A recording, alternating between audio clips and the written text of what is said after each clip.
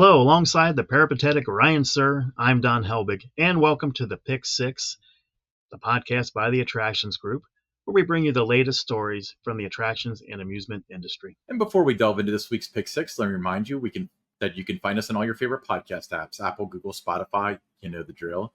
And then make sure you hit that subscribe button on YouTube and follow us on X at attractions_GRP. Where are we heading first?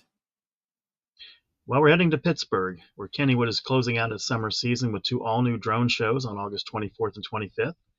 These aerial light extravaganzas will light up the night sky above the lagoon at 9:30 p.m. on both evenings, with the park extending its hours until 10 p.m. Park officials are promising choreographed displays featuring vibrant colors and designs that pay tribute to both Kennywood and the Steel City. Yeah, looks fun. Another domino falls in the drone show bucket, shall we say? Yeah, it's interesting. Before earlier this summer, when Kennywood did its first ever drone show, there had never been a drone show in the city of Pittsburgh. So they're kind of the pioneers in this in the Steel City. I bet it drew well then, because I'm sure when these drone shows first come out, they really create a buzz. All right. Next up.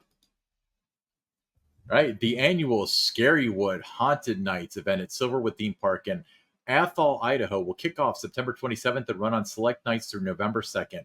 This year, the Halloween event will feature a new haunt called the Swine, as well as the return of classic attractions such as Pharaoh's Curse, Blood Bayou, Planet Zombie, Lights Out, and Chuckles 3D Slideshow. The Swine features 3 killer pigs who hide in a large cornfield with bloodstained hooves and a desire for hunting anyone who enters their domain.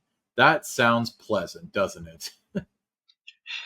This looks like it is a great event. I've never been to Silverwood Theme Park for its Halloween event, the Haunted Nights that they call it there. I'm glad that we're talking about this, because it's one of the reasons we do the Attraction Group podcast is to bring attention to some of the parks that just don't get a lot of attention. They're overshadowed by the Universals and the Disneys and with the Six Flags parks and that do for Halloween. But this one looks really good. And if you have an opportunity, you can be in that Idaho area, certainly check it out, because everything about what I've read about this, it looks fantastic. Yeah, I've heard really good things about Silverwood, so definitely make it out there. All right, next up. SCarowinds is set to kick off its 2024 SCarowinds season with a significant change. For the first time, guests won't need a separate ticket to experience the popular Halloween attraction. Since its debut in 2000, SCarowinds has always required a dedicated ticket apart from general park admission. However, this year, SCarowinds has announced that SCarowinds will be included with regular park entry. That's admission tickets, season pass. So in addition to SCarowinds, the park is introducing 2 new fall events: the family-friendly Tricks and Treats. So it'll be the first time that's been there. And they will also take on Oktoberfest. And these events will run weekends, Saturdays and Sundays, September 14th through the 27th from noon to 6. And then during the evening, families can enjoy pumpkin picking, themed games, mask making, live shows, and more. Oktoberfest, that's going to take place on the Saturdays and Sundays, September 14th through November 2nd from 11 a.m. to 7 p.m. It'll feature German food and beer, live polka bands, yard games and contests such as brat eating and stein holding. So SCarowinds itself, that event will still remain as intense as ever. And that will be open on select nights from September 13th through October 27th, offering 4 scare zones, 5 mazes, 4 shows, including a new interactive murder mystery musical. That sounds fun. And the chance to ride signature attractions at night like Fury 325. What's a stein holding contest? Is that how long you can hold a beer stein? I know, I get, but you're right. The interactive murder mystery musical definitely catches my attention. I'm very curious as to how they pull that off, because that could be really fun. Yeah, and it's a game changer for the guest that want to visit SCarowinds, that you don't need that separate ticket to be able to experience SCarowinds. Yeah, cool. Next up, my second home park. The Epcot International Food and Wine Festival is fast approaching in Walt Disney World, bringing new locations and a variety of fresh menu items.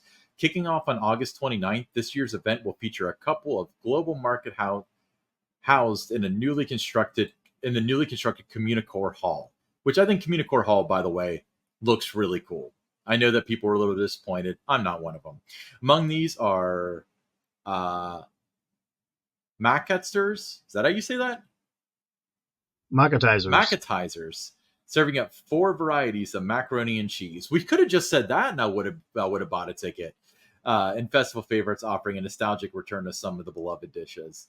While there won't be a new country represented in the World Showcase this year, a new marketplace named Bramblewood Bites will debut between World Showcase and the Imagination Pavilion. Additionally, 3 long-standing marketplaces, Mexico, Italy, and Flavors of America, will unveil completely new menus, with the American marketplace now focusing on classic all-beef hot dogs. There's nothing more American than all-beef hot dogs, is there? There is not, but this has always been a really good event. I've had an opportunity to experience it a couple of times, the Food and Wine Festival at Epcot, and it's again, like I said, it's always been a really good event. Yeah, I'm looking forward to checking out Communicore Hall. I will be there. Actually, I think for the first day. I think August 29th is when I get there. So looking forward to that. I'll definitely report back on it. Yeah, we want a full report when you come back on the Pick Six because it looks really good. Yeah. So moving on, it's back. Ah, Universal Orlando has unveiled this year's edition of the Chucky Interactive Popcorn Bucket. It's priced at $44.99, and it includes a free first fill of popcorn. This year's bucket features glowing, blinking eyes and a stitched-up design inspired by Bride of Chucky. The bucket also talks, responding with new phrases that fans of the iconic horror character are going to absolutely love. The Chucky Popcorn Bucket is also expected to be released at Universal Studios Hollywood. Now, this would kind of be creepy if you got one of these and you brought it home and it's sitting there, on the mantle and not in your house. I'm gonna expose my 1-year-old nephew to it. I might buy that. I kind of like that. I'm a big. This is really cool. I mean, yeah, I would definitely, if I'm going to Universal Orlando, if I get there in the fall, I'm certainly, going to want to pick one of these up. Yeah, see, they're catching up to Disney with the popcorn buckets, but this is definitely a cool one. I take from the context of what you're saying that they do a Chucky one every year. I think that sounds right. And then this one's based out of Bride of Chucky, the movie Bride of Chucky. But very cool. Yeah, I'm also be at Horror Nights, so I'll give you a full report on that too. Next up, after 35 years, Disneyland is giving Critter Country a new name this holiday season. Beginning November 15th, the area formerly known as Critter Country will be renamed Bayou Country, coinciding with the opening of Tiana's Bayou Adventure. The new name aligns with the theme of the highly anticipated attraction, according to Disneyland. Bayou Country is situated on the edge of New Orleans Square, featuring shady trees, mesmerizing music, and a vast collection of enchanting surprises. Guests will discover a land filled with friendly woodland animals, from a trumpet-playing gator and an adorable bear who craves honey to a musical cast of bears, frogs, and other critters. Critter Country at Disneyland temporarily closed on May 1st, 2024 to allow for updates to the restaurants and attractions in the area. Among the changes, Disneyland announced plans to overhaul the Hungry Bear restaurant, transforming the stone known as the Briar Patch into Ray's Berets, and most notably prepare for the opening of Tiana's Adventure in the former Splash Mountain location. Lot to unpack there, but it seems like they're getting a little bit more of a retheme to the area than Walt Disney World is. It does seem like that, but it also makes a lot of sense, to retheme it. You look here, if you're watching on YouTube, you can see how close Critter Country is to, the new or the rethemed attraction there. So yeah, it makes sense to kind of update it, retheme it. A lot going on there. Overhauling the restaurants and everything. So it's kind of good to see that they're just trying to do a nice refresh there. Absolutely. Okay, let's move on to the listener questions. First listener question, John H. from Buffalo, New York. Of the new roller coasters planned at Canada's Wonderland, King's Dominion, and Six Flags Great America for 2025, Which one are you most excited about? Well, for me, they're all three going to be really good, Mm-hmm. and they're all three going to be must do. But I would have to, lean toward Canada's Wonderland with Alpenfury. 9 inversions, uh, the way they incorporate the mountain into that ride and everything. That one to me just, it kind of just stands ahead of those other ones there. I'm going to go with King's Dominion because they I always kind of assumed that Thunderbird at Holiday World was as good as it gets with wing coasters. And this one's like a little bit bigger, a little bit faster. So this will either show, in this instance at least, that bigger's not always better, or I was wrong and bigger, like you can make a bigger, better Thunderbird. And if they're right about that, then they have a heck of a ride on their hands because Thunderbird's a great ride. Now, I'm very excited for King's Dominion because for many years, that park was kind of neglected. Mm-hmm. But in the past, couple years, you have that Jungle Expedition area that looks fantastic. Now you're getting this new wing coaster next year. That's not just any wing coaster. So, if you're a fan of King's Dominion, I mean, you got to be excited that there's been a lot of investment into that park over the past couple years. Yeah. And we should mention Six Flags Great Adventure because we haven't even mentioned it yet.